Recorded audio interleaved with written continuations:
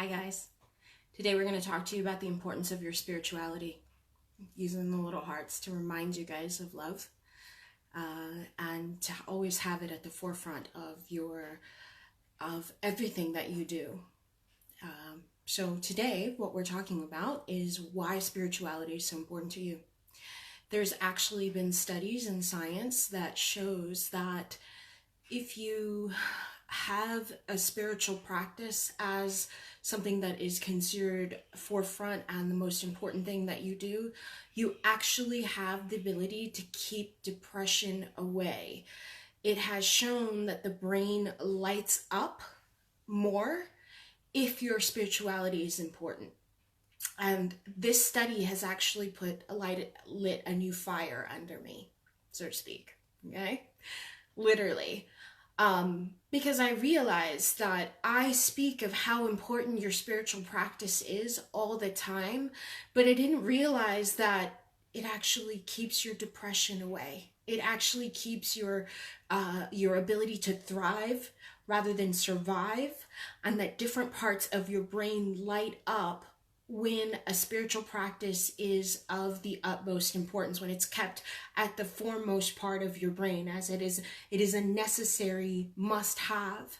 And they're actually finding that those that lack this tend to fall into depression, fall into the mindset of lack, tend to struggle, and they can't see their way out of it as a result of not having this, as setting this tone as being the most important thing that you do. A lot of times, you guys, I have lived and breathed this for the last 25 years of my life, at least. Just goes beyond manifestation. This just is the most important thing to me.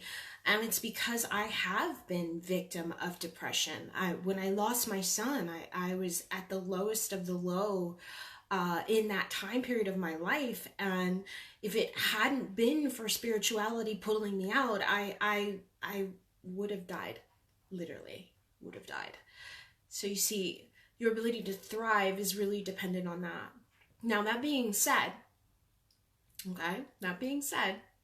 most important thing that you will ever learn from me is to allow your heart, and I've always said this, your heart to be the seeing eye dog for your brain.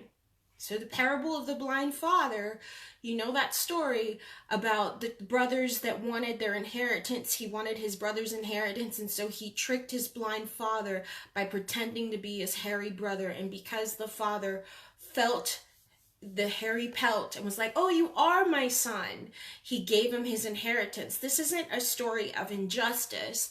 This is a story that's trying to tell you that if you can trick your brain into feeling something, your brain will give you what you want. But it follows the heart, not the other way around.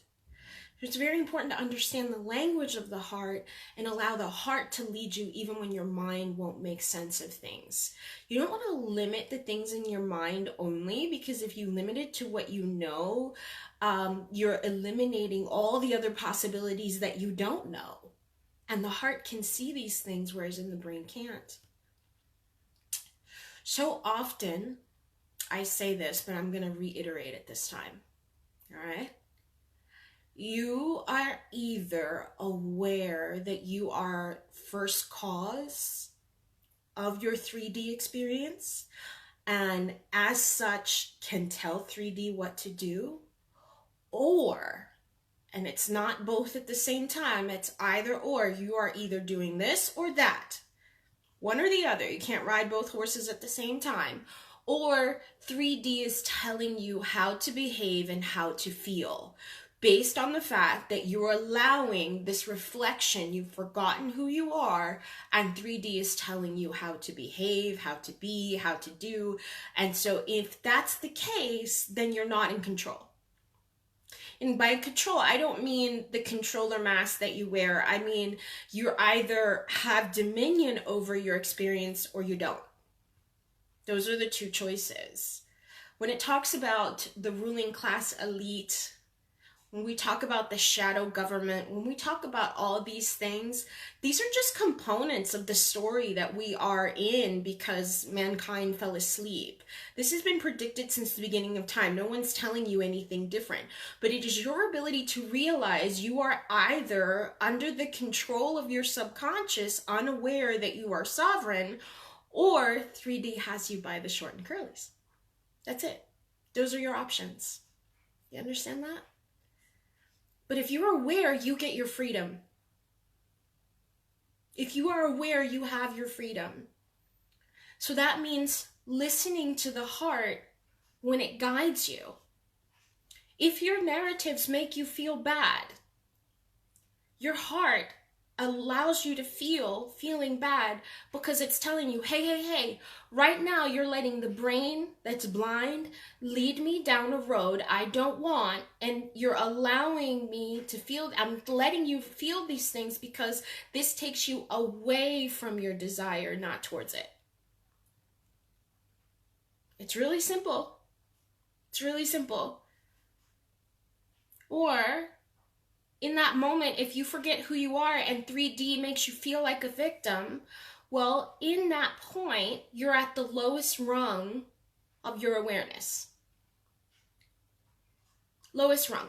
And I don't mean this as a bad thing. I don't mean this, everything has its place in the world. Okay? Everything has its place in the world. But by lowest rung, I mean at that point, you are behaving like the caterpillar. And as nature tells you, even the caterpillar must evolve into the butterfly, so must you arise beyond the world is happening to me. What do I do to becoming that butterfly, flying above those circumstances and realizing that you are happening to it? Those are our options. That's it. Those are our options. You decide which one you're going to be, which one you're going to do. The whole purpose of your existence is to understand your source perspective and to use it in the world to your advantage. To realize that everything in the world is serving you and to see beyond your narratives that your brain is telling you. If they make you feel bad, I assure you they're probably not the right ones. Your heart's guidance system, your emotional intelligence system is a very accurate system that basically tells you when you're feeling bad, you're going away from your desire. Now, it is very easy to spiral. It is very easy to feel out of control. It's very easy to get sucked up in these narratives and forget where you are and drop down to caterpillar status. It's okay.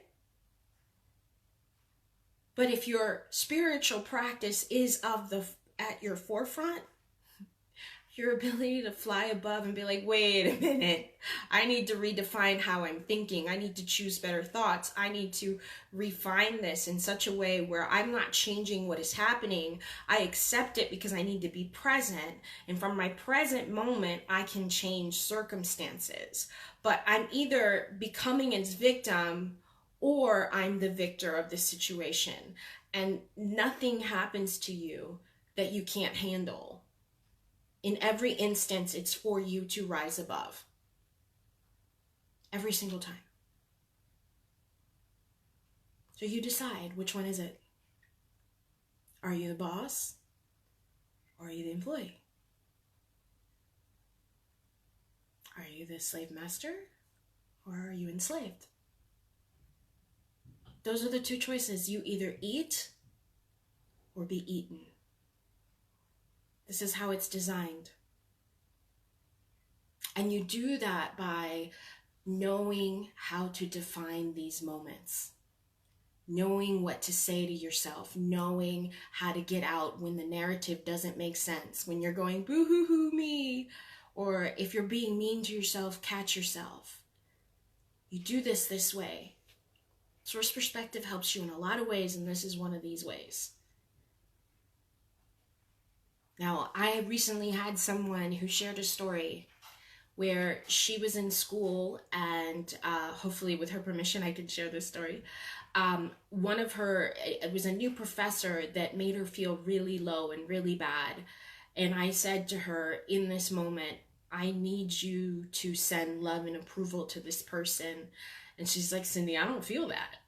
I said, I know, but in this moment, I need you to do it so that you can prove to yourself that the power of love has the ability to change what's going on around you. And you're either going to let this person bring you down, or you're going to make them rise up to your level. You decide, and you do so using love.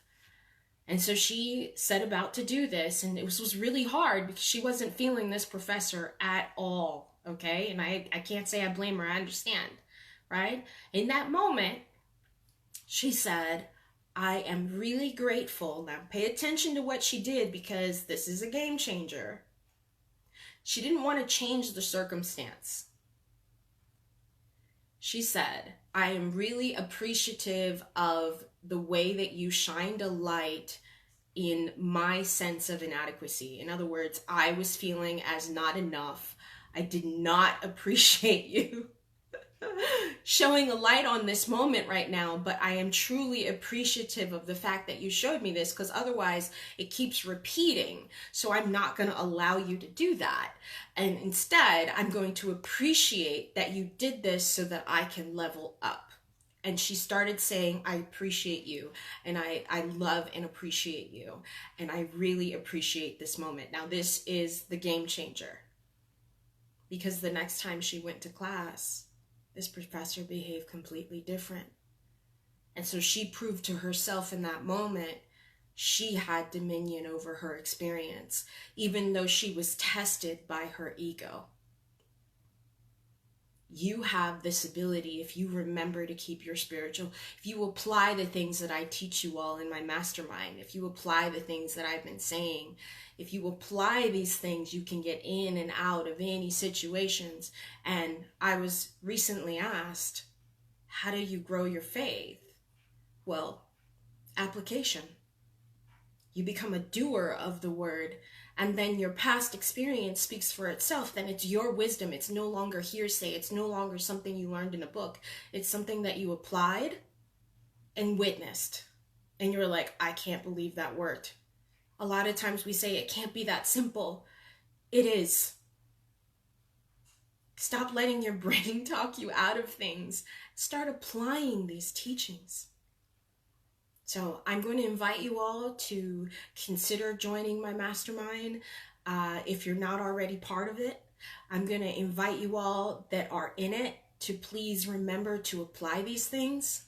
And I'm going to ask you all to make your spiritual practice a priority, because it is literally what is keeping your brain from being depressed and what's keeping your brain from falling victim to circumstances. If it's not a priority, the tendency to be like, oh no, 3D is happening to me. Oh no, I'm overwhelmed. Oh no, what do I do? And the solutions just don't fly to you because you're not a vibrational match for them at that moment, because your focus is on the problem. But if you applied what I teach, you would know within every so-called problem is the solution. We live in a polarity type of world where everything has a solution. You may not know what it is, but then what? You can use no mind. You can use the Sabbath. These are things that I recently taught in my classes that you may have missed if you weren't there. But you can use these things to get in and out of situations. So I'm asking anybody that is part of the mastermind, please make it a priority to show up. Because I'm under fire now. I want to get away from people feeling depressed, from people feeling like they don't know what to do, or feeling like they're overwhelmed by their circumstances. Instead, I want to see the application of what you're learning. So I'm going to keep showing up. I'm going to keep reminding you guys. Those of you that aren't part of our group, you would be joining a wonderful group of individuals. A wonderful group of highly advanced spiritually individuals who teach me every day and who I am so grateful for. Like, really, truly grateful for. Because they're my inspiration. All right. that's it for today. I hope you pay attention to what I'm saying. I hope you remember to keep your spiritual practice at the forefront. It will save your life. It will awaken your brain. It will light it up. There are MRIs and there are scientific studies that show how your brain lights up. There's, I forget what it's not the MRI, but it's another one that actually shows you where the blood flows to parts of your brain. And if you have a spiritual practice, it actually shows these parts of your brain lighting up completely. Now, they say to us that only a small percentage of our brain goes in use. But if your spirituality is important to you, the whole brain lights up, which means you now have access to a wealth of abundance ideas. You get away from lack, you get away from struggle. But if you don't make this a priority, then the tendency to let 3D overtake your mind or to decide how you're going to be is going to be something that is easy, because it's what we've always done when we've fallen asleep at the wheel and we forget who we are. But my job is to remind you of how big you are, how amazing you are, what an incredible light you are, and how to use this thing that actually wants to serve you. To remember to count on this invisible force that is you, your true nature, and rely on it because it really wants to serve you so that you can grow that faith. Thank you, guys.